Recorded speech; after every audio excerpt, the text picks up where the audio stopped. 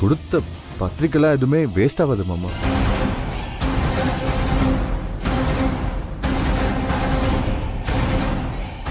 ரத்னம்,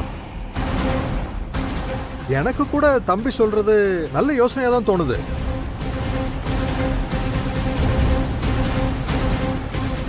பேசாம அப்படியே பண்ணிட்டா என்ன?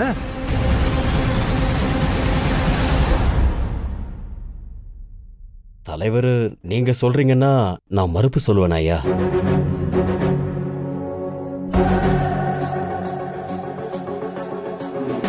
சரிப்பா ரத்னம், அப்ப நாளை காலையிலே கல்யாணத்தை நடத்திடலாமா? சரிங்க தலைவரே. சரி ரத்னம், அப்ப நான் கிளம்புறேன். வரேன் வாங்க. வரேம்மா.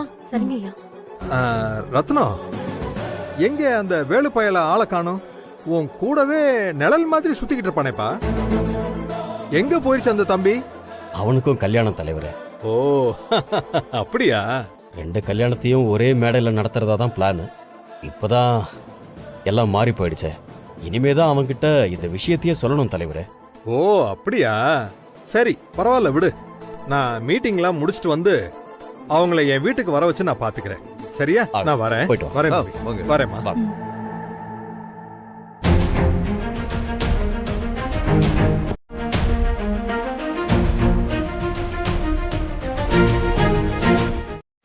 அப்படிலாம் ஒண்ணும் இல்லப்பா, சும்மாதான் கேஷுவலா பேசிட்டு இருந்தோம். ஏம்மா, உன் மனசுக்குள்ள என்ன ஓடிக்கிட்டு இருக்குன்னு என்னால புரிஞ்சுக்க முடியாதுன்னு நினைக்கிறியா?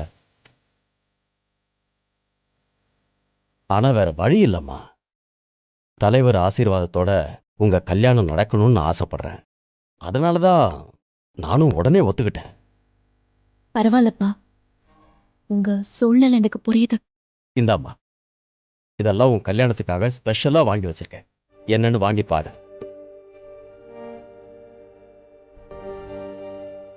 என்ன யோசிக்கிற? வாங்கிக்க.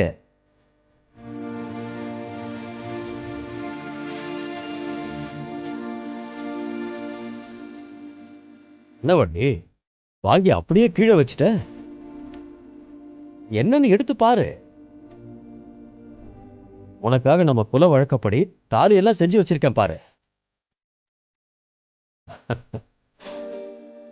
இங்க பாரு, நம்ம குடும்ப வழக்கப்படி அப்பா உனக்காக தாலி செஞ்சு எடுத்துட்டு வந்திருக்கேன். எப்படி இருக்கு?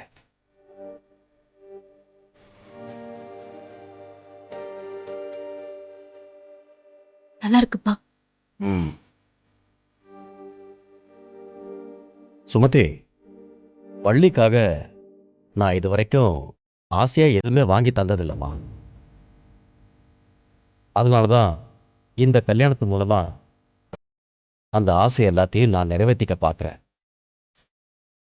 அதனால வள்ளிக்காக ஸ்பெஷலா புடவை, நகை, தாலின்னு எல்லாம் வாங்கி வச்சிருக்கேன்.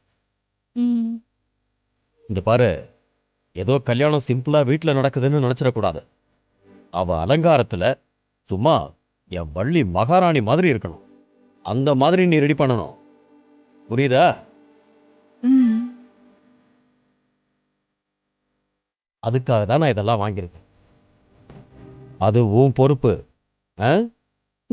சரிங்க மாமா, அதெல்லாம் நானே அலங்காரம் பண்ணிடுறேன். ஆ சரிம்மா, அப்ப நான் வரேன். அப்பாவுக்கு நிறைய வேலை இருக்கு. வரேன். சரிங்க மாமா.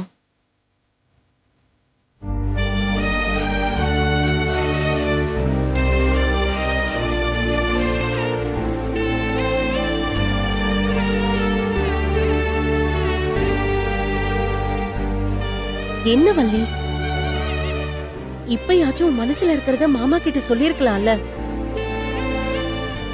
ஏன் உன்ன நீயே இப்படி கஷ்டப்படுத்திக்கிற? மனசுல இருக்கிறத சொல்லணுமா?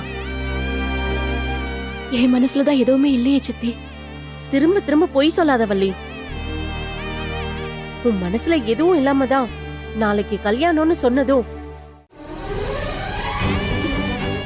இதோ இந்த தாலியை பார்த்ததும் உன் மனசுல வேலை ஞாபகம் வரலன்னு சொல்லு. சித்தி, கல்யாணத்துக்கு இன்னும் நாள் இருக்குன்னு நினைச்சிட்டு இருந்தப்போ திடீர்னு நாளைக்கு கல்யாணம் சொன்னதும் நான் இப்படி ஆயிட்டேன். மத்தபடி நீங்க நினைக்கிற மாதிரிலாம் எதுவும் இல்ல. மறுபடியும் பொய் சொல்ற வள்ளி. இங்க பாரு, இதுதான் உனக்கு கிடைச்சிருக்க கடைசி சான்ஸ். விடிஞ்சா உனக்கு கல்யாணம். கல்யாணத்துக்கு முன்னாடி பேசினா எவ்வளவு பெரிய பிரச்சனை வந்தாலும் சமாளிக்கலாம். ஆனா நடந்து முடிஞ்சதுக்கு அப்புறம் எதுவுமே பேச முடியாது, பாத்துக்கோ. நடக்கிறதெல்லாம் நீங்களும் பார்த்துட்டு தானே இருக்கீங்க. நாளைக்கு காலையில சிஎம் நம்ம வீட்டுக்கு வந்து கல்யாணத்தை நடத்தி வைக்கிறேன்னு சொல்லிட்டாரு.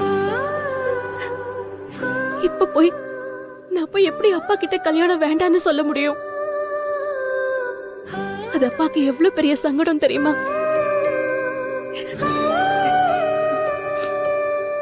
அப்பாவை நான் இப்போ சங்கடப்படுத்த மாட்டேன். ப்ளீஸ் நீங்களும் இதை பத்தி எதுவும் பேசாதீங்க. ஓகே வள்ளி, இனிமே நான் அதை பத்தி பேச மாட்டேன்.